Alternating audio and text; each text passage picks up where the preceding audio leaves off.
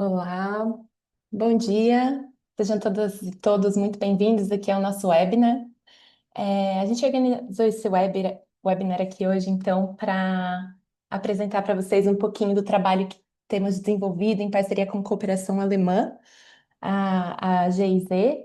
E vamos dar início já, porque temos uma agenda bastante apertada. E a gente vai começar então com um breve histórico, né, dessa colaboração entre Proforest e GIZ. E na sequência, e como principal objetivo desse webinar, vamos avançar na discussão sobre como o setor agropecuário brasileiro pode avançar na integração da abordagem de direitos humanos, especialmente aí no contexto das plataformas públicas já existentes, como a plataforma Brasil Agro Mais Sustentável, que foi um dos principais, uma das principais plataformas para a qual a gente olhou, né, nesse estudo, mas também olhando aí para a possibilidade de atendimento das crescentes regulamentações internacionais, como as emergentes na União Europeia.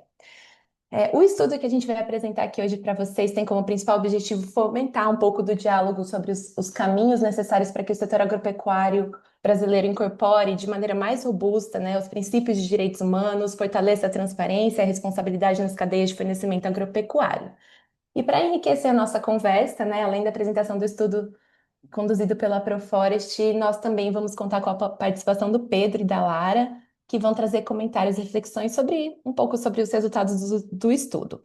Então, o Pedro, né, que é da ABIOV, da Associação Brasileira das Indústrias de Óleos Vegetais, e é responsável pela condução dos programas de sustentabilidade e monitoramento promovidos pela ABIOV, sobre as discussões de desmatamento, mercados e regulações internacionais e conformidade com a legislação ambiental local, e a Lara representando aí o Ministério da Agricultura e Pecuária como coordenadora geral de produção vegetal e a principal responsável por conduzir o trabalho com a plataforma Brasil Agro Mais Sustentável.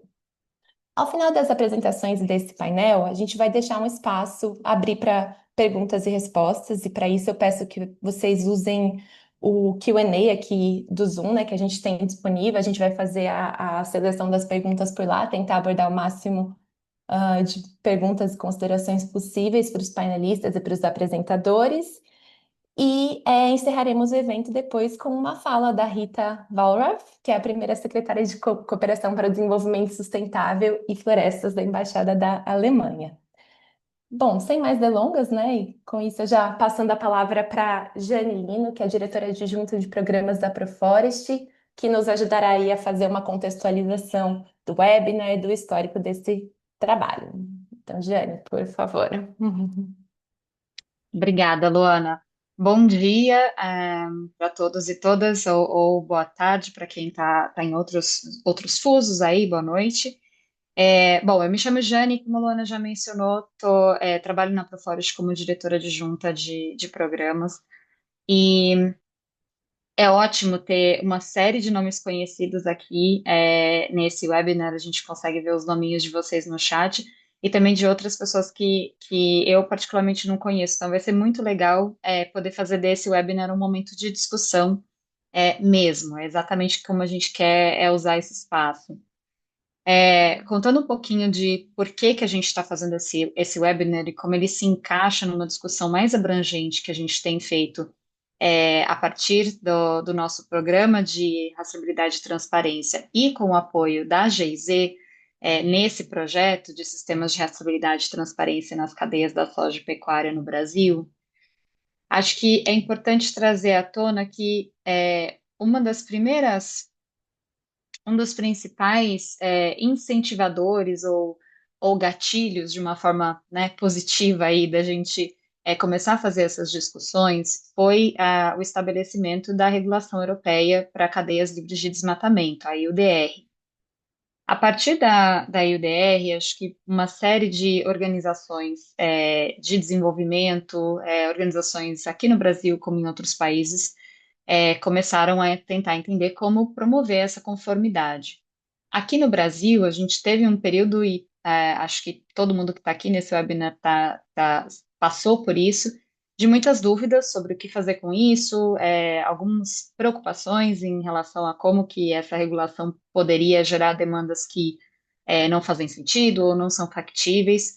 E o que é muito interessante desse processo que já vem acontecendo há 2 anos, né, mais ou menos, é que no Brasil, a gente conseguiu, junto com o setor produtivo, com o setor da indústria, e até com a sociedade civil, olhar para a UDR como uma oportunidade de impulsionar sistemas nacionais e soluções nacionais que vão servir para o nosso setor produtivo, agroindustrial, e agropecuário de maneira geral no Brasil. Então, o projeto que a gente vai apresentar hoje, a discussão que a gente quer ter, ela nasce desse histórico, mas ela é um capítulo dentro dessa história, né? A gente colocou aqui no slide uma série de, acho que se clicar só mais uma vez tem um textinho que aparece aí no canto, obrigada. Essa história, ela começa com o apoio da GIZ através do AgriChains e a gente desenvolvendo tanto documentos sobre a rastreabilidade de soja no Brasil, com uma parceria muito grande com a Abiov, também sobre propostas de bases para rastreabilidade na pecuária, com muito apoio da ABIEC, por exemplo, e começa a adentrar os mecanismos nacionais, como esse relatório que aparece aí no topo à direita, que foi uma entrega importante através de uma parceria também com a Coalizão Brasil Clima, Floresta e Agricultura, para o Ministério da Agricultura, sobre a plataforma Brasil Agro Mais Sustentável, que tem como também, né, teve um grande impulso dado com a criação da IUDR e uma certa pressão para a entrega, mas que já era um plano de governo e que conseguiu aproveitar essa pressão da forma mais positiva possível, tentando dar transparência e visibilidade para as boas práticas que já são adotadas no Brasil. No slide seguinte, acho que eu posso falar um pouquinho de como a gente foi entendendo quais são os desafios que essa regulação colocava para a gente e que, na verdade, são nossos, são da nossa produção agrícola e da nossa transparência. Então, através desse trabalho de pilotos, né, de simulações de exportação de soja e de carne bovina para a Europa, a gente identificou que existiam alguns pontos críticos, né, de estabelecimento de conformidade. Um deles era o que a gente vai discutir hoje, ela entra no bojo de como que a gente define conformidade legal. Então, para muita gente, a IUDR às vezes se resume a um critério de desmatamento zero, mas ela não é só isso, ela também fala de critérios de legalidade. E quando a gente fala de legalidade, ela traz alguns tópicos, e para vários deles o Brasil tem uma base de dados, um marco legal extremamente consolidado, e bases excelentes, é realmente um benchmarking mundial, mas para outras a gente ainda tem coisas a discutir.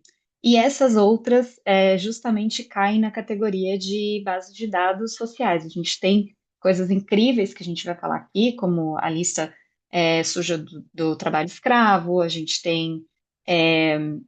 a gente tem bases de dados excelentes de comunidades tradicionais, como povos indígenas e quilombolas, mas tem uma série de outras bases que a gente ainda não tem de forma consolidada e tem, inclusive, marcos legais e regulatórios que não dão clareza sobre o que é conformidade legal aqui no Brasil para temas que são é, globalmente mencionados como compromissos.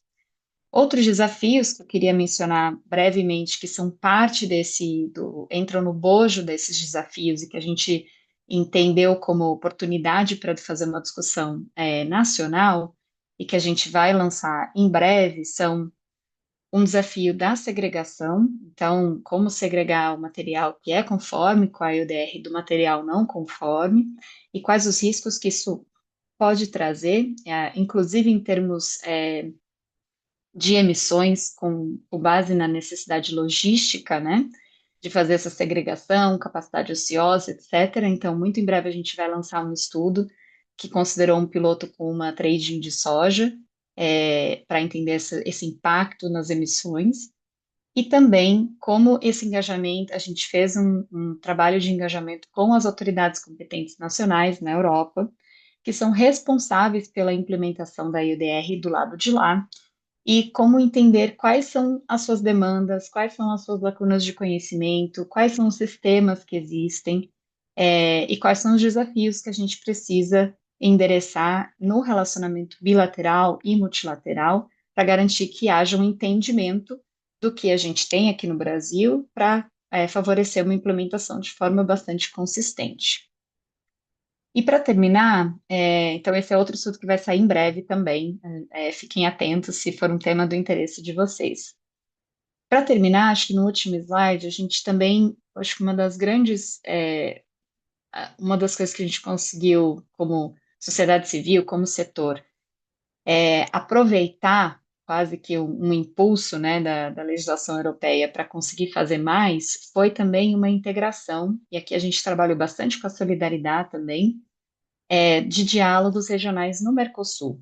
Então, a gente tem países que são igualmente afetados, né? Os nossos vizinhos aqui, a gente tem agora o acordo Mercosul-União Europeia, que também traz alguns interesses de compromissos ambientais, inclusive, e nesses diálogos foi super interessante, a gente teve a participação do MAPA, por exemplo, nesses diálogos, a Lara, que vai falar que a gente estava num dos encontros também, para entender como que os sistemas públicos e privados estão sendo desenvolvidos para promover rastreabilidade na Argentina, no Paraguai, na Bolívia, no Uruguai e no Brasil. E como que a gente pode fortalecer aprendizados coletivos e integração de sistemas, principalmente quando a gente está falando, por exemplo, de soja que sai da Bolívia, vai para a Argentina para daí ser exportada para a Europa, que é uma criticidade aí da cadeia, por exemplo, da cadeia de soja.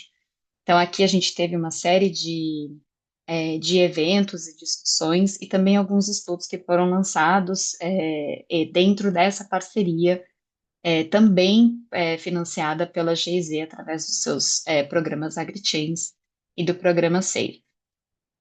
O que a gente vai discutir aqui hoje não está de maneira nenhuma reduzido à EUDR, acho que o meu ponto é principalmente dizer como a gente consegue ter a capacidade de adotar um impulso que poderia nos levar para um lugar de negação, de criticidade, para fazer uma discussão profunda e honesta sobre como a gente pode melhorar as nossas práticas.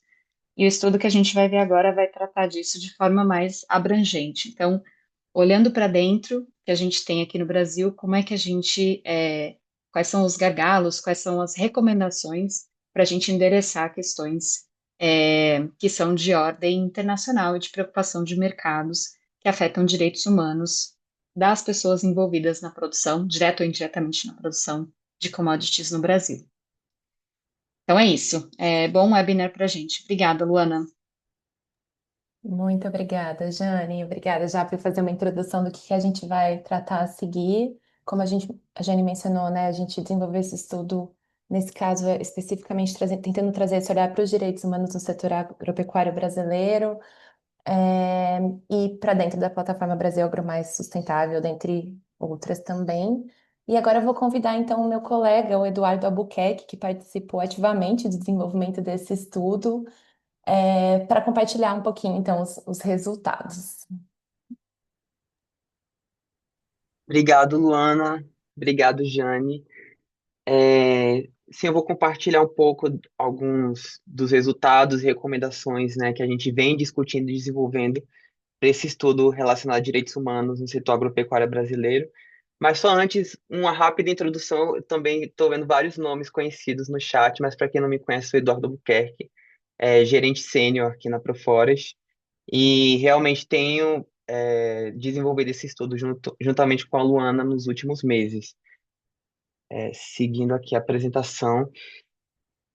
Então, basicamente, o objetivo desse estudo, né, dessa análise que a gente fez, vem do fato, né, dessa identificação que há diversos tipos de obstáculos, né, e desafios ainda no setor agropecuário para monitorar questões de direitos humanos e diversas violações e denúncias que a gente vê publicamente, né? Então, o intuito principal desse estudo foi mapear e promover discussões de oportunidades e recomendações para o setor agropecuário brasileiro, e com um foco, digamos, um pouco especial para a plataforma AgroBrasil Mais Sustentável que a gente vê como essa ferramenta com grande potencial realmente de consolidar e tornar mais transparente o monitoramento de aspectos de direitos humanos mais amplos. Só que esse estudo a gente vai um pouco além da plataforma em si, também trazendo recomendações e oportunidades para o setor agropecuário como um todo,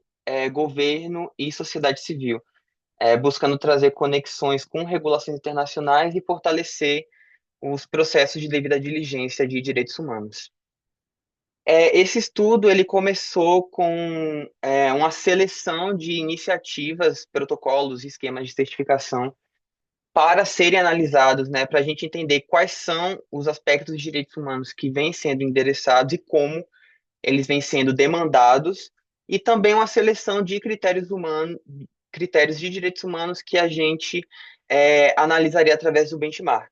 Então, no fim, nós selecionamos 18 iniciativas, tanto nacionais e internacionais, que são amplamente aplicadas no setor agropecuário brasileiro, e 28 critérios de direitos humanos.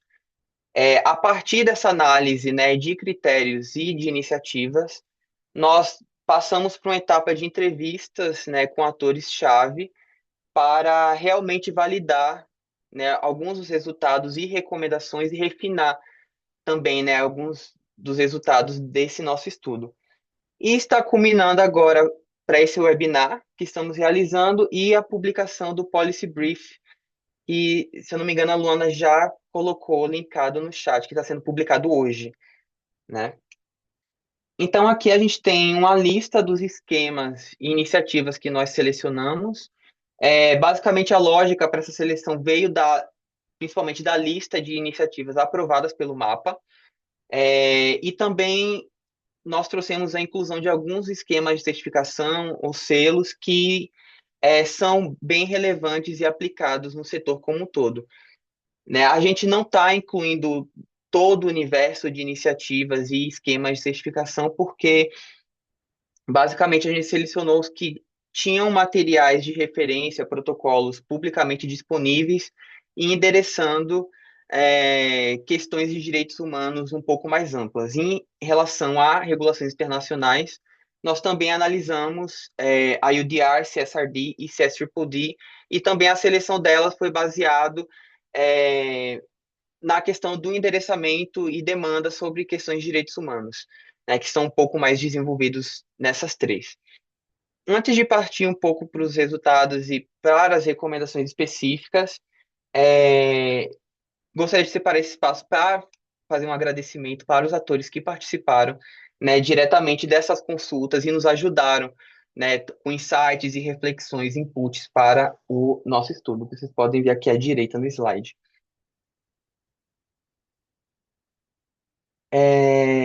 No sentido de alguns dos resultados que nós encontramos, alguns dos principais resultados, nós vimos que há, de uma maneira geral, falta de mecanismos para monitoramento de questões mais amplas de direitos humanos, e que a gente vê isso como um dos principais obstáculos para que certos aspectos de direitos humanos não estejam sendo endereçados e demandados dentro de alguns dos esquemas. Vemos também que muitas das iniciativas que nós analisamos não incluem critérios específicos para a comprovação de direitos da terra, e também alguns dos que possuem esse tipo de critério usam documentações insuficientes para tal finalidade. Vemos também a baixa aderência para a resolução de violações de direitos humanos através de canais de queixa. Várias das iniciativas que nós analisamos também não possuem critérios nessa direção, e algumas das que possuem não há obrigatoriedade ou a demanda para endereçar as queixas que são recebidas. Vemos também que, no sentido de demonstração de conformidade com direitos de povos indígenas e comunidades tradicionais, a gente vê uma limitação no sentido de que a demonstração para conformidade com esse direito vem basicamente de análise de sobreposição de CAR com territórios em estágios mais avançados de homologação. E vemos também que diferentes setores, né, de diferentes commodities possuem também avanços diversificados em diferentes temas de direitos humanos, né? E que abre o potencial, a possibilidade para que certas práticas de um setor, né, de acordo com um certo critério de direitos humanos, possa ser replicado para outros setores.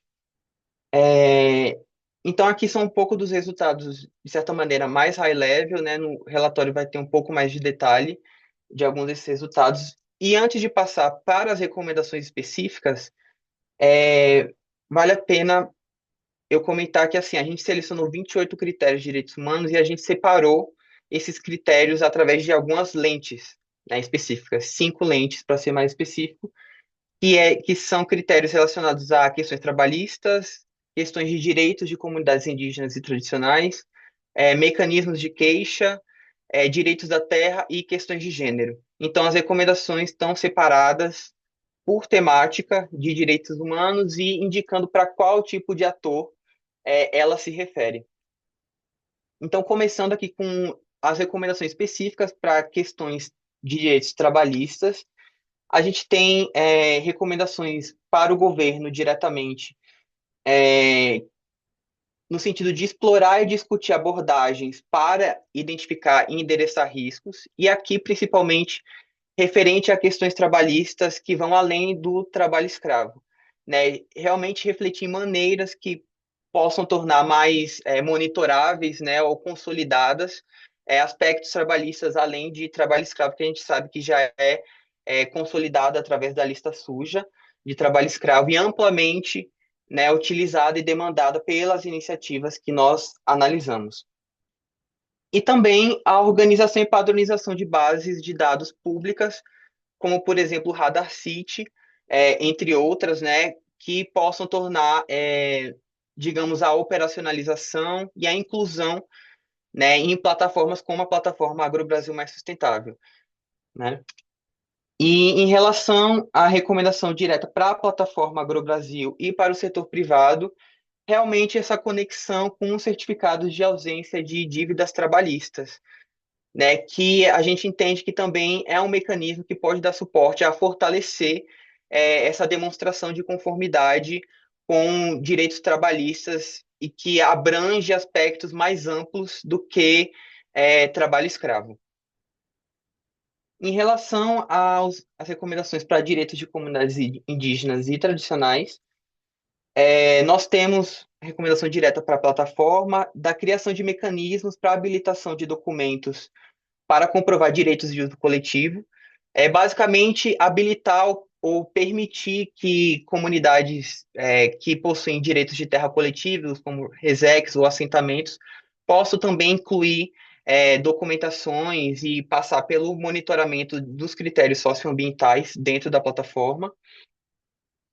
Em recomendação para a sociedade civil e setor privado, realmente o bloqueio de volumes quando há identificação de sobreposição com territórios indígenas ou quilombolas em estágios de reconhecimento mais avançado, e também promover a verificação de territórios em todas as categorias de homologação, que a gente sabe que nós temos já bases públicas que trazem esses tipos de dados. Então, seria possível verificar todas as categorias de territórios, principalmente os em estágios mais iniciais, que são os mais vulneráveis a violações de direito, né? E também apoiar a criação e disseminação de protocolos de CLPI, consentimento livre, prévio e informado, que a gente entende que também é uma ferramenta, um mecanismo que pode fortalecer a comprovação de conformidade com direitos de comunidades indígenas e tradicionais, de uma maneira mais ampla do que a sobreposição, a avaliação da sobreposição do CAR.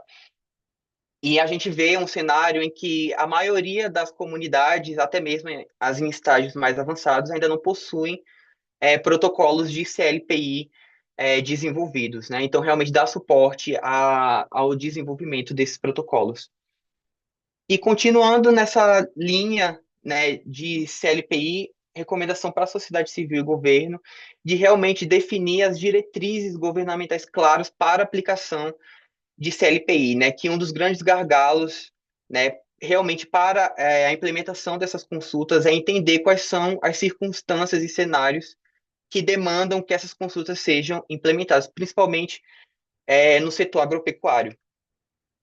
É, e continuando a recomendação para a plataforma AgroBrasil e setor privado, que também é a avaliação e a demanda pela comprovação das licenças ambientais obrigatórias, como parte da diligência prévia, e isso para as propriedades, né, produtores que precisam atestar ou passar pelo processo da licença ambiental e que por si só já engloba uma grande gama de critérios, como, por exemplo, essas consultas para comunidades indígenas e tradicionais. Então, pode ser um documento também de suporte para essa robustez da demonstração de direitos de comunidades mais amplo.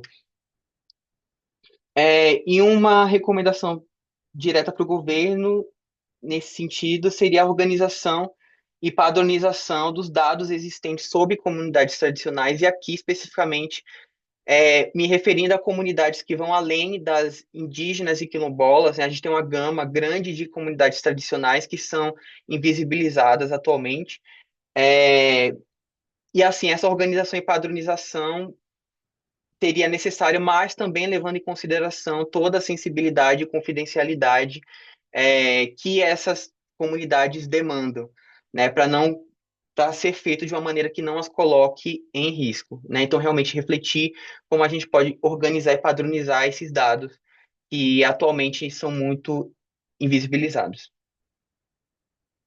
No sentido de recomendações para mecanismos de queixa, a gente vê aqui a recomendação para a plataforma e para o governo seria a integração ou referenciar canais públicos de reclamações existentes, né, realmente fazer essa conexão e até mesmo promover, né, para os proprietários, as propriedades que estão dentro da plataforma, que eles têm esse mecanismo, essa ferramenta que eles podem utilizar também como uma fonte, uma base para poderem endereçar questões ou violações de direitos humanos mais abrangentes.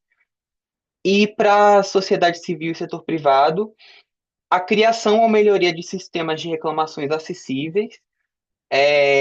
E essa recomendação vem do fato, principalmente, de que muitos dos esquemas, né, que possuem esse tipo de critério, eles são limitados, para os trabalhadores, né, das próprias empresas, ou seja, não há espaço para captura de queixas de comunidades locais, trabalhadores terceirizados e outros atores externos. Então, realmente, seria a criação ou expansão, né, desses canais para englobar uma gama maior de atores, né, para não ficar tão restrito apenas aos trabalhadores.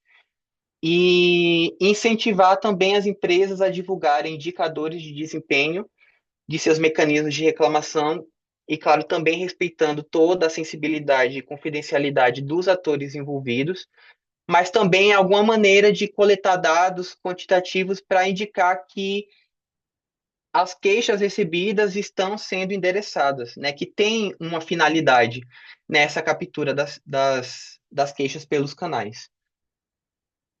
No sentido de recomendações para direitos e posses de terra, uma recomendação direta para o governo seria promover a coordenação entre órgãos de inscrição fundiária, federais e estaduais, que de certa maneira ainda são desagregados. Para a plataforma AgroBrasil Mais Sustentável, a integração de sistemas estaduais de registro de terras, que a gente sabe e vê que tem alguns estados, né, que têm órgãos específicos para a inscrição de terra, como Piauí, Pará e Mato Grosso, então poderia ser também um mecanismo para fortalecer o monitoramento que a plataforma já faz de questões fundiárias. E para o setor privado, realmente incentivar o uso da plataforma AgroBrasil Mais Sustentável para essa finalidade de monitoramento de questões fundiárias. Porque a gente vê que a plataforma, de certa maneira, ela engloba uma gama maior de mecanismos para avaliação de questões fundiárias como o CAR, SNCR e o CIGEF, e que vai além do que muitas das iniciativas que nós avaliamos têm demandado, né, para esse tipo de demonstração. Para a questão de gênero, que foi assim a temática dentre as cinco, né, a mais incipiente, digamos, ou com menos aderência dentro dos critérios, e que as recomendações partem muito de um lugar de realmente de reflexão e desenvolvimento de bases e políticas. Nós temos a recomendação direta para o governo de fortalecer políticas de gênero e desenvolver bases de dados e ferramentas para monitorar questões de gênero. A promover avaliações de risco e identificação de riscos relacionados a gênero no setor agrícola, que também vemos ainda como uma coisa muito incipiente. Realmente entender quais são as questões, né, de gênero dentro do setor agropecuário, ainda precisa de desenvolvimento de muitos dados e estudos para, enfim, desenvolver planos de ação. E para a sociedade e setor privado, estabelecer diretrizes para o monitoramento e coleta de dados desagregados por gênero, que também vai muito em linha de desenvolver guias ou mecanismos de como monitorar e fazer essa coleta de dados, e integrar critérios explícitos de gênero nos esquemas de sustentabilidade e capacitação de produtores nessa temática. Isso também vem do fato de que muitas das iniciativas que a gente analisou e que possuíam algum critério relacionado a gênero, ele estava embutido dentro de critérios de não discriminação e igualdade, e às vezes nem ao mesmo dentro desses critérios, né? Então, realmente deixar mais explícito, né, que gênero está sendo tratado dentro dessas temáticas e, se possível, ações específicas para questões de gênero. E aqui nesse slide a gente tem um pouco de recomendações gerais por ator, né, saindo um pouco das temáticas de direitos humanos.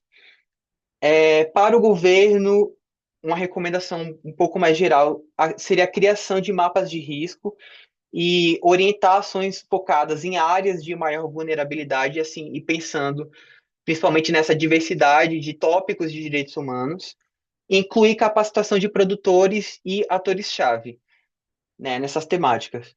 Para o setor privado, aprimorar avaliações de risco e agir sobre os resultados, né, realmente não, assim, ter planejado ações a partir dos resultados monitorados, e especialmente em temas salientes como conflitos de terra, violações de direitos trabalhistas e fundiários.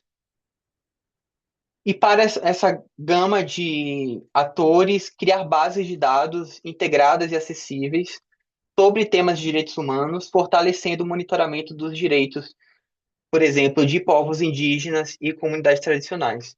E uma recomendação gerais para todos os atores que eu mencionei promover mecanismos para monitorar, além da conformidade legal, que é realmente entrar nesse lugar de identificar os riscos, desenvolver planos para endereçar os riscos e implementações para essa mitigação de riscos e potenciais violações, harmonização de critérios, isso aqui principalmente pelo fato de que, vendo como os mesmos critérios são endereçados de maneiras diferentes dentro das iniciativas, que não há uma homogeneização de como eles são endereçados, acesso e transparência a dados, capacitação em direitos humanos e alinhamento das práticas nacionais de monitoramento a padrões internacionais. E algumas considerações finais desse estudo é que, assim, essa área é muito relevante, né, e não apenas de um ponto de imperativo moral, né, tratar de questões de direitos humanos, mas também pensando numa perspectiva de mercado, né, que realmente a gente vê uma demanda cada vez maior pela demonstração de aspectos amplos de direitos humanos. Então, também tem essa necessidade estratégica para manter o acesso ao mercado global e a credibilidade do setor agropecuário brasileiro. E a gente vê também que, por exemplo, a plataforma AgroBrasil Mais Sustentável, ela tem uma grande relevância, né? A gente vê um papel forte dela na consolidação de dados, né? E como uma ferramenta para facilitar o monitoramento e identificação de questões socioambientais, mas que a responsabilidade por avançar, né, nessas temáticas e operacionalizar, né, muitos desses tópicos cai também no governo, na sociedade civil e no setor privado. Então, a responsabilidade do avanço, do monitoramento e de práticas para demonstrar conformidade realmente é um papel de todos esses atores que nós mencionamos. É, esse era meu último slide. Eu só queria fechar agradecendo a todos que estão presentes e que nos ouviram, e que os pontos que eu acabei de mencionar são um resumo, né, do que está presente no nosso relatório, que vocês podem dar uma olhada no chat. Obrigado. Muitíssimo obrigada, Eduardo. É, Bom, acho que foi muito interessante também poder participar desse processo, né, e ver aí os resultados com recomendações concretas, para serem implementadas na prática por diferentes atores. A gente sabe que questões de direitos humanos, assim, a gente tentou trazer um pouco de tudo, né, mas que a gente poderia fazer um estudo sobre cada uma delas apresentadas aqui hoje. Mas acho que, de maneira geral, a gente tentou resumir, assim, né, o que consideraríamos recomendável nesse momento, o que é factível, né? Também considerando isso.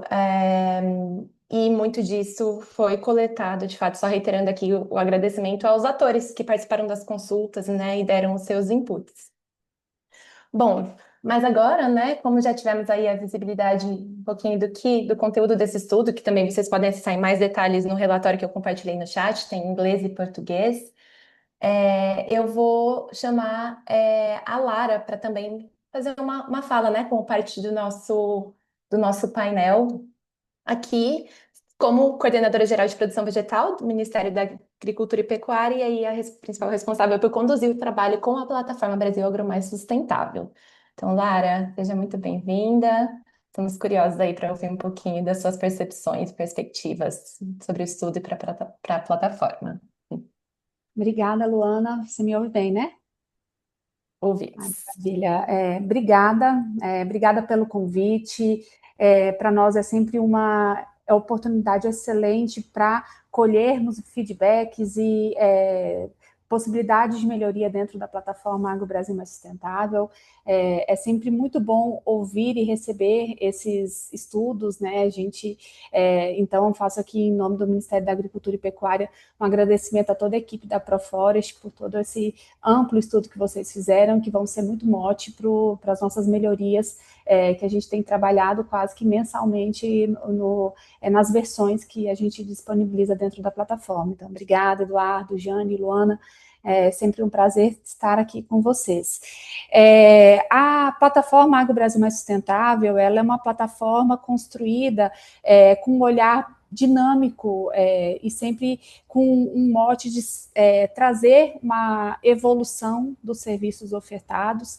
Ela foi lançada em 2 de janeiro do ano passado, mas desde então a gente tem trabalhado mensalmente, praticamente, em melhorias, em novas versões ao usuário, e essas melhorias vão desde melhoria da usabilidade mesmo, acrescentar novos serviços à plataforma e interoperar, trazer novas bases de dados, trazer novas informações que a gente vai melhorando todo o nosso critério de qualificação e a nossa forma de avaliação e exposição dos nossos relatórios dos serviços dentro da plataforma.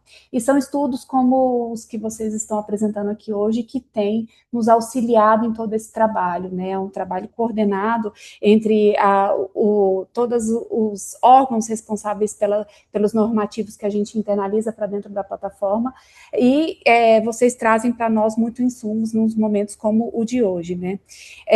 E como muito bem colocado a Jane lá em cima da apresentação aqui hoje, a gente sempre traz esse questionamento de como que a gente define essa conformidade legal.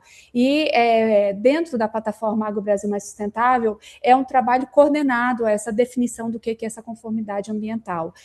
Pensando lá no serviço de qualificação socioambiental do estabelecimento rural, onde ele é pré-requisito para habilitar os lotes de produção, pensando diretamente em EUDR, por exemplo, esse trabalho foi construído a várias mãos, com vários órgãos aqui do Ministério que envolvem as políticas que a gente internalizou para dentro da nossa qualificação. Foi um serviço muito bem coordenado pelos colegas do Itamaraty, dentro da Câmara de Comércio Exterior, onde a gente conseguiu, numa ampla discussão, chegar num consolidado do que a gente internalizaria para a plataforma naquele momento. Mas, como eu disse, a plataforma é um instrumento muito dinâmico, né? Então e também a legislação também é um instrumento muito dinâmico, então a gente vai sempre tendo novas versões, novas melhorias, com as atualizações dos normativos e também com a internalização de novas bases de dados. Porque nós, aqui dentro da plataforma Agro Brasil Mais Sustentável, o nosso trabalho é apenas consolidar informações de outras bases de dados governamentais e trazer em um único instrumento, num único ponto de informação para aquele usuário, para aquele produtor rural. Então, assim, aqui dentro da plataforma Agro Brasil Mais Sustentável, a gente não traz nenhum dado novo, a gente não faz uma nova consolidação de informação para um dado novo para o usuário, e sim a gente traz informação de sistemas do IBAMA, ICMBio, Ministério do Trabalho e Emprego, Ministério do Meio Ambiente, MGI, e traz um único repositório essas informações. Então, também colocado pelo Eduardo e a Jane em suas falas, hoje a gente traz alguns gargalos de informação, em especial de direitos humanos, quando a gente coloca o ponto de falta de mecanismos, muitas vezes, de monitoramento dessas informações. A gente tem uma ampla base de dados, né, em especial nos critérios de avaliação ambiental, mas a gente ainda tem um pouco de gargalo em monitoramento dos dados de direitos humanos, igualdade de gênero, e de fato a gente precisa evoluir um pouco nisso. Estamos evoluindo, eu vou falar um pouquinho mais na frente, vou correr aqui para não tomar muito tempo, mas agradecer porque para nós é sempre muito importante ter esse retorno, porque são eles que são insumos para as nossas melhorias. Por exemplo, a plataforma Agro Brasil Mais Sustentável, na sua construção participativa com o setor, a gente realizou, ao longo de 2025, algumas oficinas, inclusive com o apoio da GIZ, onde a gente sentou com os gestores das bases de dados do governo, a gente sentou com o setor produtivo e conseguiu trazer melhorias para dentro da plataforma. O serviço para a qualificação, pensando em EUDR, ele foi fruto de uma dessas oficinas, e então é uma construção colaborativa, e novamente agradecer todo esse trabalho que tem sido feito de forma tão brilhante por vocês. Mas trazendo um pouquinho aqui do nosso olhar do Ministério da Agricultura, em cima do que foi apresentado aqui pelo Eduardo, e muito bem apresentado, Eduardo, obrigada, no ponto que ele trouxe a avaliação dos direitos de comunidades tradicionais, e de fato a gente tem alguns pontos de melhoria, muitos pontos de melhoria, e muito por conta da falta de mecanismos de monitoramento, né? A gente está tentando trazer uma solução para isso, pensando em plataforma Agro Brasil Mais Sustentável, em cima de duas novas bases de dados. Uma delas é do Ministério do Desenvolvimento Agrário, né, é a base de dados do Terras do Brasil, que traz mais um detalhamento de toda essa parte de direitos de comunidades tradicionais. E também tem uma base nova do Ministério Público Federal, chamada Territórios Tradicionais, onde ela traz informações mais detalhadas de comunidades tradicionais, e como muito bem colocado pelo Eduardo no estudo que ele apresentou aqui para a gente, comunidades tradicionais não se restringem somente a comunidades indígenas e quilombolas, né? Os colegas do Ministério Público, eles apresentaram um dado que a gente tem mais de 20 comunidades tradicionais que vão além de indígenas e quilombolas, que muitas vezes a gente invisibiliza, né, em cima das nossas avaliações. E essa base de dados do territórios tradicionais do Ministério Público Federal, a gente vai tentar interoperar nos próximos meses para tentar trazer essas informações dessa comunidade e todas as necessidades de internalização de exceções nos casos, né? Porque, por exemplo, comunidades tradicionais, quando elas vão solicitar o serviço de qualificação para habilitação do mercado europeu dentro da plataforma Agro Brasil Mais Sustentável, elas vão barrar no fato de não conseguirem qualificar o seu lote de produção, porque certamente vão estar com sobreposição com os próprios terrenos, né, indígenas, quilombolas. Então, a gente acredita que a internalização desses dados, dessas bases, a gente vai conseguir trazer uma melhora dessas informações, mas agradecer aqui os pontos colocados por Eduardo, que é em cima deles que a gente vai focar no início da interoperabilidade com essas bases. Pensando e apontando aqui o que foi apresentado pelo Eduardo nos gargalos de direitos da terra, de fato, a gente tem uma necessidade de interoperar com sistemas estaduais. A gente está tentando evoluir nesse sentido, inclusive pensando na análise da legislação ambiental e todas as informações ambientais que essas bases estaduais têm, inclusive questão de embargos, sejam estaduais e até municipais, tem alguns municípios que trazem lista de embargo, né? A gente está tentando evoluir nesse ano de 2026 para trazer interoperabilidade com os estados. A gente já está em uma conversa bem avançada com 4 estados, onde a gente já quer trazer essa interoperabilidade. Mas pensando em plataforma Agro Brasil Mais Sustentável, no que a gente tem hoje disponível, pensando em direito da terra, a gente traz toda a questão de informações do Sistema Nacional de Cadastro Rural do INCRA, né, onde ele é um critério, um pré-requisito para a qualificação do imóvel na plataforma, porque de lá a gente consegue trazer mais uma segurança jurídica perante toda a informação de direito da terra. Mas a gente está aqui como tarefa, tá, Eduardo? E a gente traz para vocês também como que a gente evoluiu nesse ano na questão da interoperabilidade com as bases estaduais. E por fim, para não passar daqui meu tempo, toda a questão apresentada pelo Eduardo nas informações de gênero. E, de fato, é o que a gente mais tem, mais tem a falta, né, da informação e da necessidade de desenvolver bases de dados para trazer essas informações de toda a parte de direito de gênero. A gente vai tentar evoluir na conversa nesse sentido com os gestores do normativo, para ver como que a gente consegue melhorar o nosso dado na informações de gênero, porque, de fato, dentro da nossa avaliação da qualificação da plataforma Agro Brasil Mais Sustentável, a gente não traz ainda nenhum ponto de avaliação em direitos de gênero.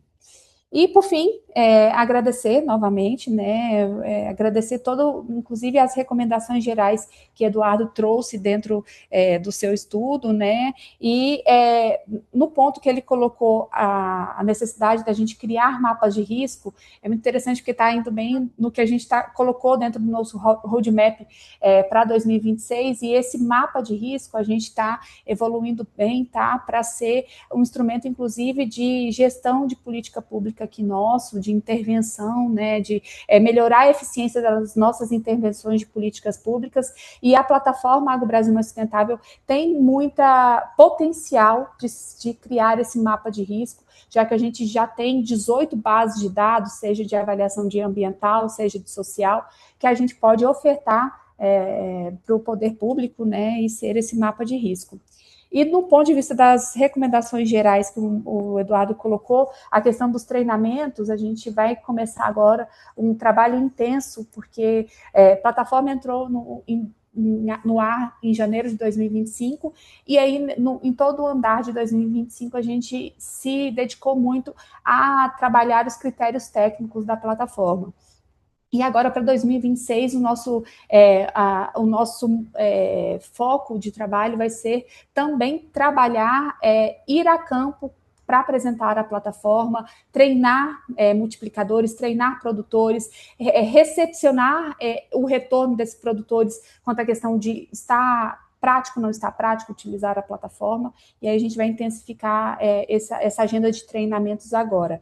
Inclusive, a gente está com algumas parcerias para tentar realizar esses treinamentos, e aí a gente também vai trazer todo um comunicado para vocês, e quem sabe a gente tem o prazer de ter vocês junto a esses treinamentos. Mas terminar aqui minha fala agradecendo o estudo.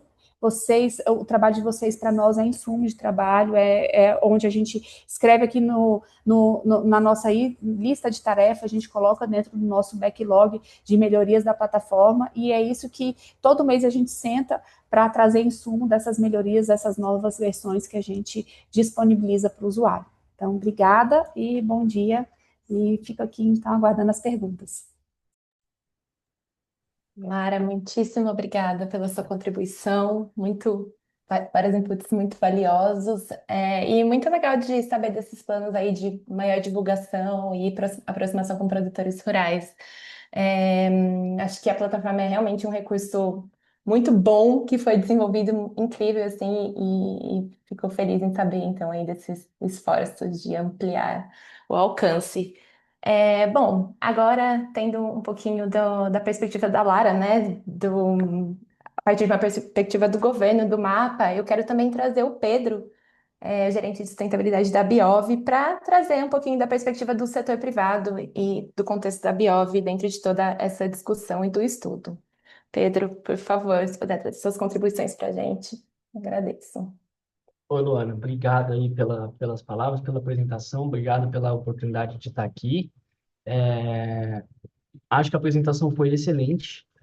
Vocês, de fato, trouxeram muitas informações, e as recomendações vão para vários pontos, né? Acho que no momento que a gente conversou, que a gente participou das entrevistas de consulta, né? No momento que a gente conversou, ainda tinha muita coisa a ser estruturada, pelo menos a forma como apresentar, né? Até eu havia comentado isso com o Eduardo na ocasião.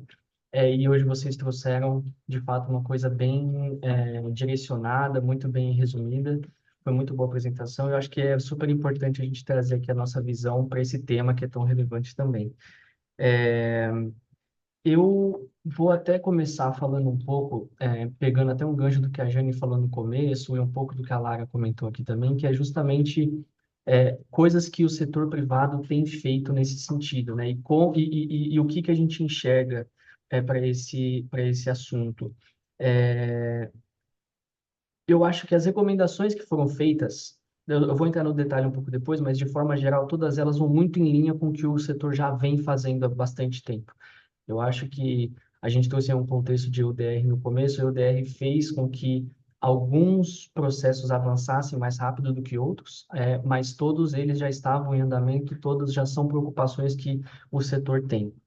E aí a plataforma do Brasil Mais Sustentável, com essa integração de bases, vem para contribuir para que o setor consiga ver, né, não só a soja, mas todos os outros setores também consigam fazer uma visualização melhor, né, de como esses critérios se relacionam com a sua própria cadeia, né, cada empresa olhando para dentro da sua cadeia.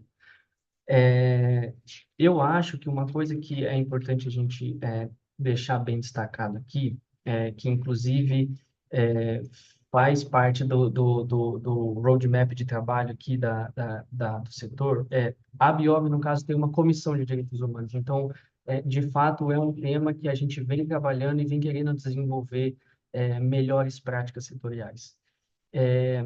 E uma questão que é muito importante da gente ter em mente é qual que é o limite que o setor pode ir, principalmente quando a gente fala sobre requisitos de direitos humanos.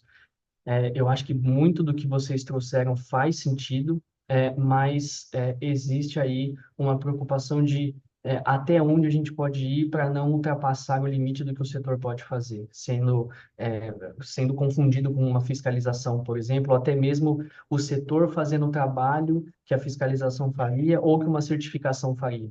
Existe um limite até onde a gente pode ir. Não estou dizendo que a gente não quer fazer ou nem que a gente não vá fazer, mas existe essa preocupação para que a gente não gere nenhum tipo de problema, né? Não só para a empresa, como também para a cadeia como um todo. Então, esse limite é importante de entender, até porque, pelo que eu vi do que vocês trouxeram, existe uma diferença clara entre o que é uma recomendação pensando na produção, pensando na parte agrícola, no setor agrícola, e com o que é interno da empresa. Porque quando a gente fala de direitos humanos pensando em setores como o nosso, você tem a visão das duas pontas, né? Você tem a visão interna, porque é eu trabalhando com direitos humanos dentro da empresa, mas também eu me preocupando com aspectos de direitos humanos relacionados à cadeia e ao produtor com que eu tenho algum tipo de relação comercial.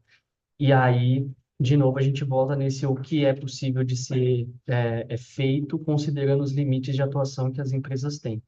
E aí, regulamentações como a UDR, o próprio trabalho que a gente está fazendo aqui na comissão interna na Biov, já vai muito nessa linha de tentar endereçar ambos os lados. Pegando, por exemplo, um trabalho que a gente tem interno na Biov, né? A gente tem o AgroPlus, que inclusive foi mencionado pelo Eduardo. O AgroPlus é um programa de assistência técnica que ajuda o produtor a melhorar a gestão da fazenda dele. E durante muito tempo era muito focado mesmo na parte de gestão da fazenda.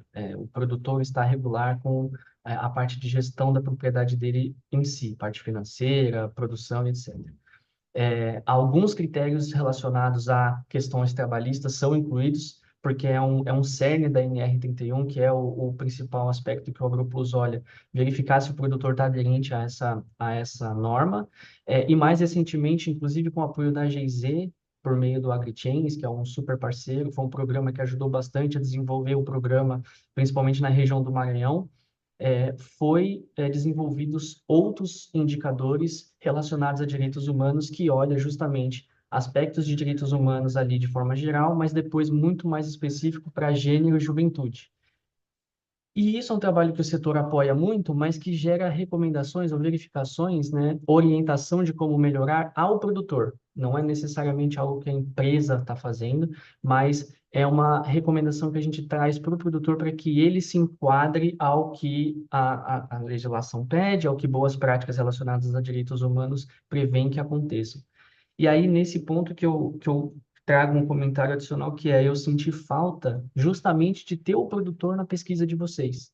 Porque quando a gente fala sobre melhores práticas de direitos humanos ou recomendações voltadas a direitos humanos no setor agrícola, o produtor é um dos principais impactados, porque eu, como empresa, vocês estão, as recomendações que são super coerentes, vem falando que nós temos que ter sistemas de monitoramento de base, integração de informação, fazer mecanismos de queixas e tudo mais, que já são coisas que as empresas estão trabalhando, muito internamente, muito questão individual, porque justamente como existe uma falta não uma falta, mas uma falta de clareza de como utilizar essas bases novas, inclusive novas informações estão sendo desenvolvidas, assim como a Lara comentou, o produtor rural precisa fazer alguma coisa também, ele que tem que se adequar quando a gente está falando da parte rural, né, da parte agrícola da questão. Internamente na empresa, a empresa tem os seus mecanismos, mas quando a gente está falando da cadeia, o produtor tem que fazer parte disso para ele entender o que ele precisa fazer e aí sim a gente fechar o ciclo, né? Porque, por exemplo, quando vocês colocam que o setor pode integrar a certificação, a certidão negativa de débitos trabalhistas nas análises. Isso tem a ver diretamente com o produtor, porque primeiro que a certidão é um documento que ele vai me trazer um resultado que a empresa tem que avaliar se o resultado que está trazendo de fato tem a ver com a fazenda ou com a produção em si. Mas não só isso, o produtor que resolve esse problema. Não sou eu, não é a empresa que vai conseguir resolver. Eu posso ajudar ele a direcionar o que ele precisa fazer, como ele pode resolver, mas é ele que tem que ir atrás. Então, acho que seria bem relevante trazer a visão para o produtor aqui também, talvez num complemento ou numa próxima avaliação, né? Porque eu acho que enriqueceria muito as informações que o estudo traz, principalmente considerando que a própria plataforma AgroBrasil Mais Sustentável, quem usa é o produtor que imputa as informações, é ele que vai gerar os certificados de conformidade ali, e a empresa só vai consumir essa informação. Então, acho que é bastante importante fazer esse adendo, porque justamente, inclusive, vai na questão de diferenciar o que que é interno, o que que é externo à empresa, né?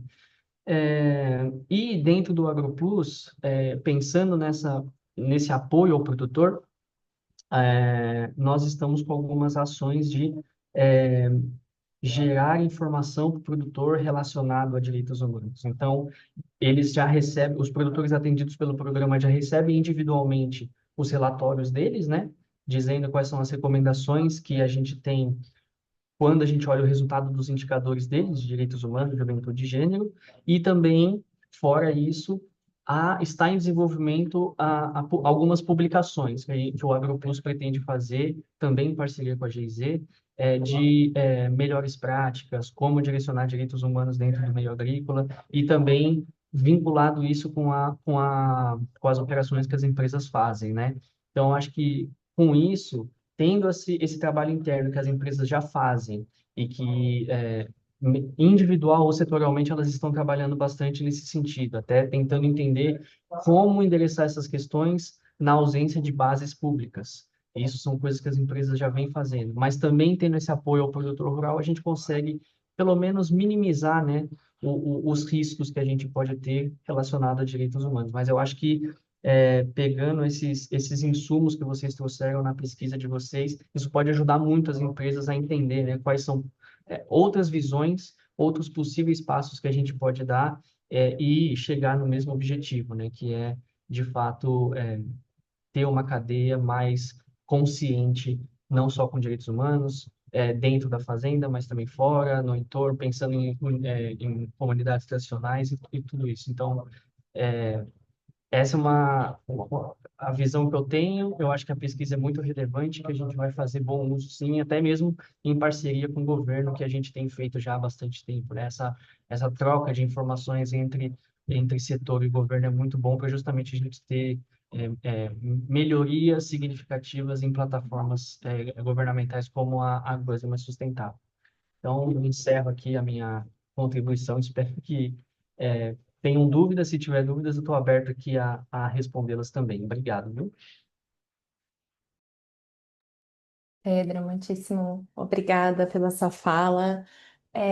Acho que você tocou num ponto muito interessante, né, da necessidade de colaboração entre diferentes atores. Então, tem a responsabilidade das empresas, tem a responsabilidade dos produtores, tem o nosso papel como sociedade civil, enfim, é um conjunto de atores. E acho que uma das coisas que a gente tentou trazer no estudo é também, né, esse aspecto de como trabalhar de maneira mais colaborativa, porque a gente sabe que não é uma frente ou outra que vai ser capaz de endereçar todas as questões sozinhas. Então, acho que isso a gente tenta trazer um pouquinho desse olhar para dentro do estudo. E acho que só comentando e aproveitando que a gente já vai entrar aqui na sessão de perguntas e respostas, né? Eu vou dar prioridade para as perguntas que foram chegando aqui no Q&A para a gente, para tentar responder o máximo possível do público.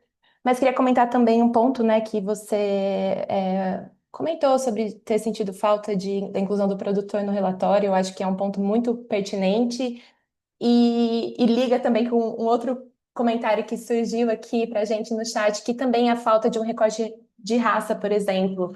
Então, a gente entende que tem limitações ainda no estudo, né? Como qualquer outro estudo, a gente tentou destacar algumas delas no documento, e a gente espera poder trazer numa próxima fase todas essas considerações, né, de como incluir melhor outros atores que também precisam estar envolvidos nessa conversa. Então fica aí de lição de casa para a gente. Edu, não sei se você quer complementar alguma coisa desse aspecto.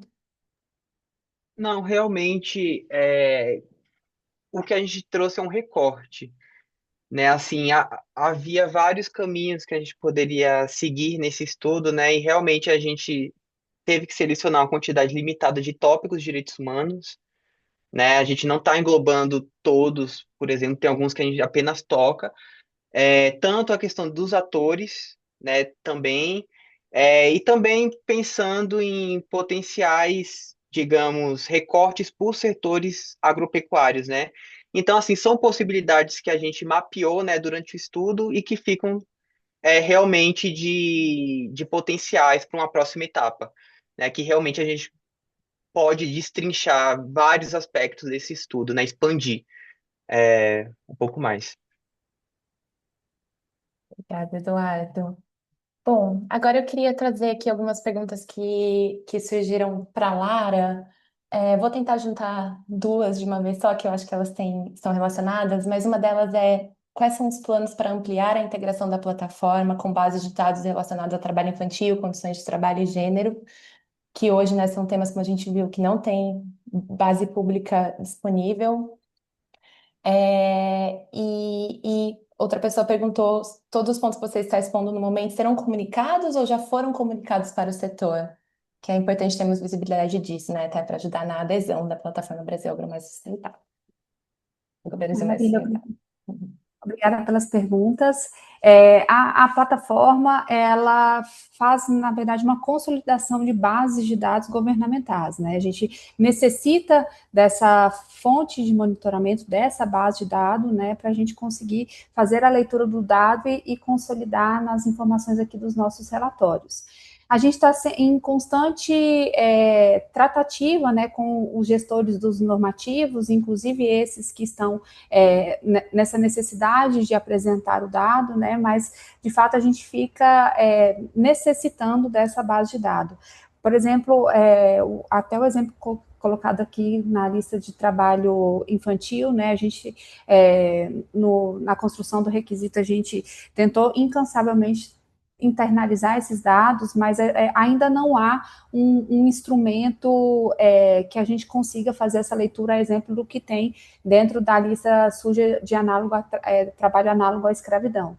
Então, a gente fica dependendo dessa base de dados e da disponibilização dela. Em todas essas tratativas e todos esses treinamentos e todas as simulações que estão sendo feitas e conversas com as autoridades competentes, tem sido apresentado todos esses pontos, mas, assim, um trabalho que sempre o Itamaraty traz e nas discussões junto com as autoridades competentes é que, pensando em EUDR, a gente trabalha com atendimento da legislação nacional do país de produção, e somos nós que temos que trazer essa definição. Então, acho que a gente tem que trazer isso muito no alinhamento do discurso de que EUDR diz a questão de atendimento da legislação nacional. E nós, governo, que trazemos essa definição, estamos em constante discussão dentro da Câmara de Comércio Exterior, lá no Itamaraty, e a definição está muito clara em cima desses pontos de qualificação. Obviamente, dentro das exigências na construção de devida diligência, eu estava vendo aqui rapidamente o Q&A, colocou um ponto nesse sentido, se haverá essa necessidade de apresentação de documentos adicionais na construção da devida diligência, e isso vai de acordo com cada autoridade competente, de cada mercado que está sendo apresentado, e certamente será necessária essa informação complementar. A plataforma Agro Brasil Mais Sustentável, ela fornece o que o governo brasileiro tem discutido intensamente no que é atendimento da legislação socioambiental do país de produção e apresenta ali dentro do relatório lá na qualificação socioambiental. O que for necessário de documentação posterior, necessário lá no operador na construção da devida diligência, ela vai acabar sendo pontual, mas nosso papel aqui é facilitar todo esse procedimento para fazer uma catalisação e uma consolidação das informações do que vai ser apresentado lá dentro da devida diligência. E eu me perdi na segunda pergunta, desculpa, Luana. Sim, posso. É só para saber se vai ter alguma comunicação oficial para o setor sobre Sim. esse ponto. Muito obrigada.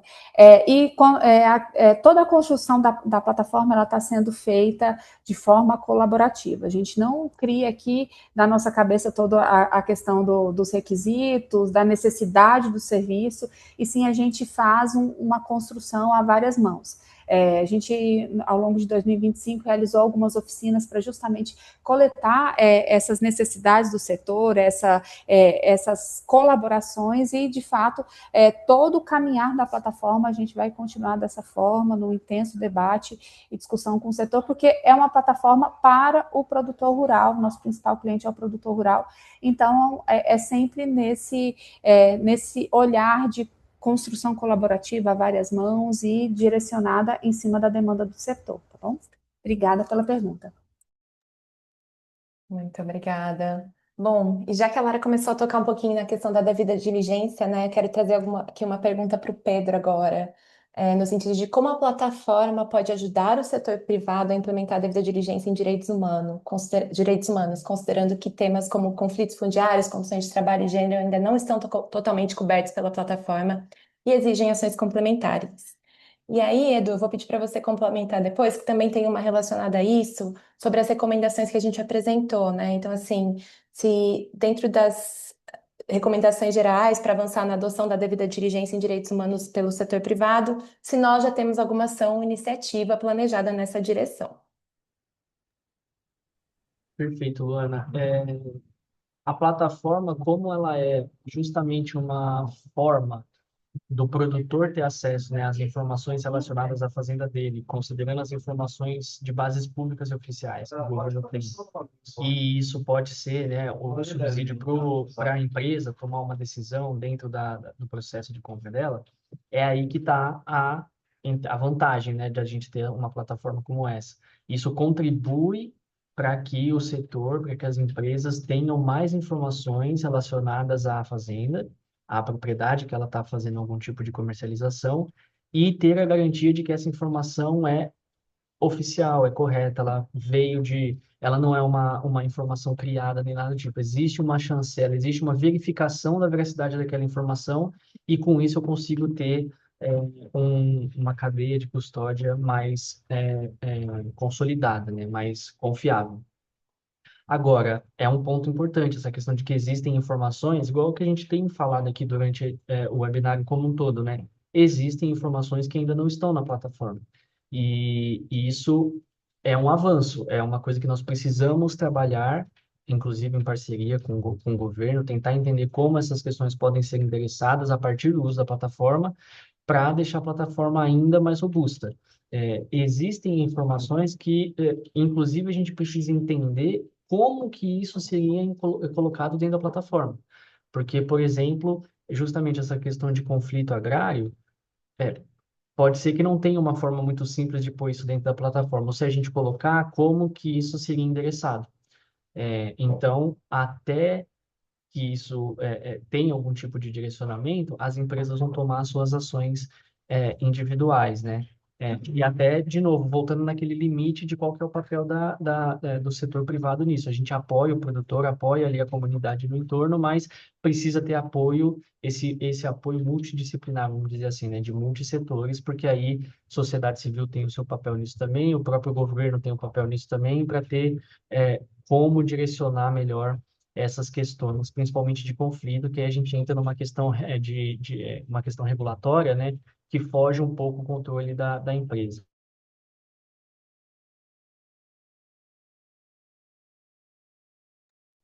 Obrigada, Pedro. Eduardo, quer fazer sua fala aqui? Ok. Antes de endereçar, só queria compartilhar aqui rapidinho o QR Code para o nosso relatório. Então, vocês podem utilizá-lo também para acessar. Eu sei que já colocaram no chat, mas vou deixar aqui para caso alguém tenha perdido. E só complementando um ponto que o Pedro mencionou, que eu vi que foi perguntado sobre conflitos, esse é um ponto que a gente inclui também nas recomendações, está presente no relatório. É, e assim, realmente não há uma base governamental oficial pública, né, que monitora e consolida dados de conflitos fundiários, mas a gente tem algumas bases, por exemplo, como os relatórios da Comissão Pastoral da Terra, que realmente monitora conflitos fundiários por água, é, os relatórios também de conflitos relacionados a povos indígenas da Comissão Missionária Indigenista, né, que também é publicado anualmente. e a plataforma socioambiental desenvolvida pelo ISPN, pela Fern, né, que realmente consolida esses dados de conflitos fundiários. Enfim, são direções de maneiras que podem ser utilizadas para fazer esse monitoramento, né? Mesmo que sejam bases, digamos, independentes, né, do governo, mas é um passo inicial, digamos, para o monitoramento dessas questões. E Lu, qual foi a pergunta mesmo? Acho que específica para mim, acho que eu esqueci, me perdi, desculpa. Tá, não, imagina, era só para saber, com base nas nossas recomendações gerais sobre a implementação, a adoção da devida diligência, se nós temos alguma ação ou iniciativa planejada nessa direção, e acho que você pode linkar um pouquinho também, assim, como planejamos usar esse estudo, né, próximos passos e tudo mais. Sim, então, o passo inicial, né, que a gente queria com isso é realmente promover essa discussão, que é o que a gente está tendo aqui, né? Nós não temos ações específicas definidas a partir das recomendações, né? São pontos que vão vir a partir agora dessas discussões e do webinar, mas eu adorei saber, por exemplo, que várias das recomendações foram endossadas pela Lara, né? E há uma conexão, né, com pontos que já são previstos, né, dentro da plataforma. E realmente, para os outros atores, realmente o ponto agora em que estamos é refletir como a gente comunicaria e promoveria essas discussões, né? Realmente, próximos passos para endereçar as recomendações ainda precisam ser discutidos, né?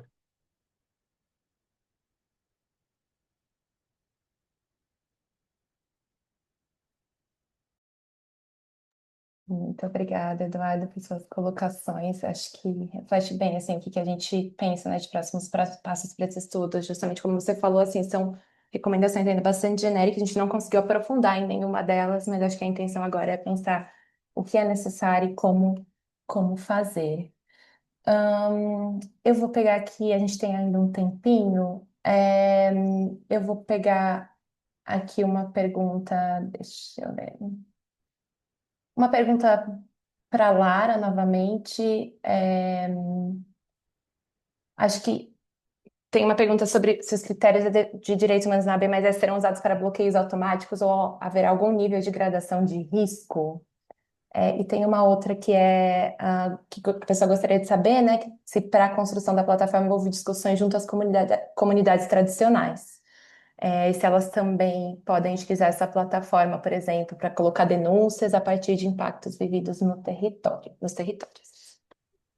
Maravilha, obrigada pelas perguntas. A plataforma, ela é um instrumento voluntário. A gente, em algum momento algum, vai trazer esse caráter punitivo, fiscalizatório ou de embargo para aquela propriedade que não apresentou a qualificação devida. Lá a gente tem um serviço de qualificação socioambiental do estabelecimento rural. O produtor vai acessar os dados de informação da propriedade dele e em 2 cliques ele vai conseguir ter um retorno se a propriedade dele foi qualificada ou não. Toda essa questão de não aceitar ou trazer qualquer tipo de embargo à produção, isso não é o nosso papel aqui dentro da plataforma. A gente está aqui só para ofertar para ele esse serviço de emissão de relatórios para ele conseguir fornecer para aquele operador que está na construção da devida diligência. Então, em nenhum momento a gente vai trazer esse caráter punitivo, fiscalizatório, e aquele produtor que tem dúvida se a propriedade dele está ou não qualificada, dentro da plataforma a gente tem um serviço lá de relatório socioambiental do estabelecimento rural, onde esse relatório ele só traz um raio-x da situação do imóvel. Então, se não necessariamente para qualificar ou habilitar a emissão de relatórios, e sim trazer esse raio-x se ele tem alguma inconformidade que ele muitas vezes não tem ciência dessa inconformidade. Então, lá também é uma entrega recente dessas últimas versões da plataforma, que aí ele vai conseguir ter essa informação. E quanto à segunda pergunta, né, se a plataforma ela vai ser esse instrumento até de forma de denúncia, e se a gente está constante conversa com as comunidades tradicionais, a gente tem feito com o gestor do normativo, né, com os colegas do Ministério dos Povos Indígenas, a gente tem feito também intensas discussões com os colegas do MDS, mas o nosso papel na plataforma é não ser esse instrumento de fiscalização, de consolidação de reclamações, até porque a gente não teria condição de trazer um retorno ao usuário de todas as 18 bases de dados, seja do ponto de vista social, seja do ponto de vista ambiental, da não concordância daquela informação, por exemplo, trazer como um instrumento de questionamento de falso positivo em desmatamento, né? Então, a gente não teria condições e a gente não tem nem a gerência sobre isso, a gente não tem nem a atribuição legal para fazer algo no sentido. Então, todas as reclamações, toda a não concordância ou denúncias realizadas de acordo com as informações prestadas ali dentro da plataforma, elas devem ser feitas junto ao órgão gestor do normativo, junto à FUNAI, junto ao Ministério dos Povos Indígenas, junto ao Ministério do Trabalho e Emprego, e lá é o canal correto para trazer toda essa parte de reclamações. O governo federal também possui uma ferramenta de reclamação geral, né, a nossa ouvidoria geral, que é o Fala BR, que aí ele também faz esse encaminhamento da não concordância ou denúncias de informações.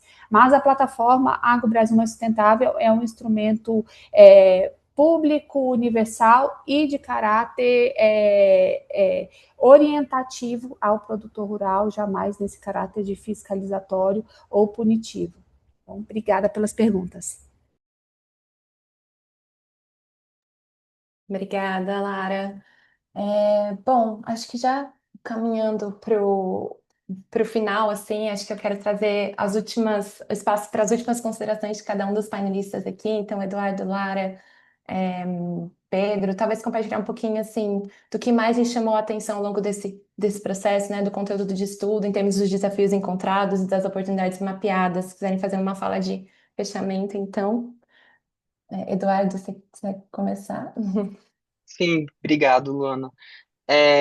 Não, realmente foi um estudo, um processo muito interessante, né, indo na linha, assim, também de possibilidades, né, que esse tipo de estudo abre espaço para muitas direções diferentes, né. E acho que um ponto que ficou claro, assim, né, nessa análise, foi que há um certo alinhamento das iniciativas, né, principalmente as nacionais, em como endereçar, né, questões relacionadas a, por exemplo, trabalho escravo ou direitos de comunidades indígenas e tradicionais, é, pela avaliação da lista suja, né, de trabalho escravo e monitoramento de sobreposição com CAR em territórios, mas que não há mecanismos, né, ou alguns tópicos não estão no ponto de realmente mecanismos ou ferramentas para demonstrar conformidade, né? Muito dos monitoramentos, né, das demandas são por aspectos que demonstram que não há não conformidade, né? Então, realmente, ainda há muito espaço, né, para ser discutido e desenvolvido de aspectos para realmente demonstrar conformidade, que, por exemplo, pela lista suja de trabalho escravo não é o fato de não estar presente na lista que não há é, envolvimento, né, com o trabalho escravo, só um exemplo, que realmente há muitas possibilidades nessa direção, mas que também é um aspecto que a gente toca, né, no nosso relatório, que eu assim, achei interessante de notar na análise, que pode ficar potencialmente também para expansão, né, para uma próxima etapa dele, explorar um pouco mais essa direção. Muito obrigada, Edu. Então, só deixar um minutinho aí rapidinho para a Lara e para o Pedro fazerem o fechamento deles. Depois eu vou convidar a Rita também para fazer o encerramento oficial aqui do webinar. Obrigada. Daqui do Ministério da Agricultura e Pecuária, a gente só agradece a oportunidade, todos os insumos apresentados aqui no estudo. Para a gente é sempre muito rico para poder ser instrumento mesmo de trabalho para melhorias que a gente desenvolve dentro da plataforma Agro Brasil Mais Sustentável.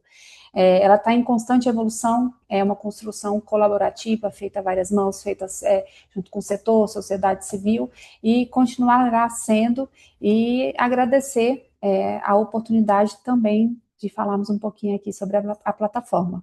Bom dia. Obrigada, Lara. Pedro, por favor. Claro, de forma bem rápida, agradecer a oportunidade também. Acho que a, o estudo é muito importante, é um tema muito relevante. A gente enxerga também oportunidades de melhoria, apesar de já ter muita coisa sendo encaminhada, mas sempre tem novas oportunidades e acho que a gente fica bem à disposição de poder contribuir para novas etapas, novos estudos ou análises complementares também para que a gente possa construir alguma coisa junto, né? Considerando o interesse que o setor tem e o propósito que a pesquisa se propõe a fazer. Obrigado aí pela oportunidade de falar hoje com vocês. Então, muito obrigada. Então, realmente, para a gente finalizar essa conversa que foi super interessante aqui hoje, primeiramente, obrigada pela participação de todos, mas gostaria de convidar a Rita Walworth para fazer as considerações finais aqui. Por favor, Rita. É, Muito obrigada, muito bom dia a todos e a todas. Gostaria, primeiramente, de começar agradecendo a participação de todas e todos, né? Em especial ao MAPA, a Biov, a Proforest, pela organização excelente deste webinário, né? E a todos os parceiros também que contribuíram para esse diálogo tão qualificado. Então, muito obrigada também da parte da Embaixada da Alemanha.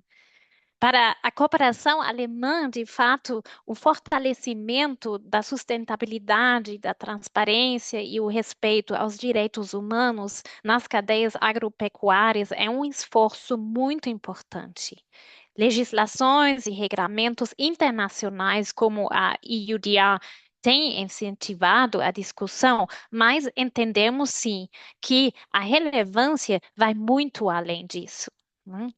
O objetivo que todos aqui compartilham é que as condições de trabalho nas cadeias sejam dignas, as comunidades locais, tradicionais e indígenas sejam respeitadas e que os ecossistemas sejam preservados para que futuras gerações possam os aproveitar e produzir alimentos saudáveis. Entendemos também, claro, que avançar nessa agenda é um esforço coletivo e contínuo, que depende muito da cooperação entre nós todos, né? Entre setor público, privado, sociedade civil e parceiros internacionais também. Por isso, os projetos da cooperação alemã, principalmente aqui os projetos SAFE e AgriChains, que foi citado várias vezes, né, apoiam o avanço de agendas como produção sustentável, preservação dos ecossistemas, reforçar sistemas de dados e transparência e o fortalecimento dos direitos de grupos vulneráveis junto às instituições brasileiras do setor público, privado e civil. Agora, a parceria com vocês, com a Proforest, né, tem sido especialmente relevante, tanto na geração de conhecimento técnico em relação à IUDA, quanto de recomendações para políticas públicas, né, fomentadas por um diálogo multi-ator. Então, muito obrigada, né? Queria parabenizar por isso o estudo de direitos humanos apresentado hoje, muito importante. Ele traz evidências e subsídios técnicos fundamentais para o aprimoramento de políticas públicas e iniciativas como a plataforma Agro Brasil Mais Sustentável. Esse trabalho ajuda, né, a transformar princípios em ações concretas e decisões mais informadas, alinhadas tanto mas também internacionais.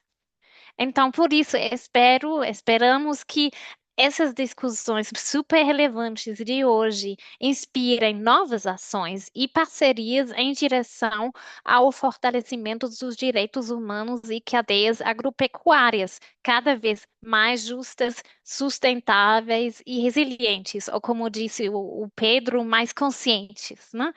Então, muito obrigada também pelo convite, pela oportunidade, aprendi muita coisa e, bom, agradeço a participação de todas e todos, as panelistas, os panelistas também.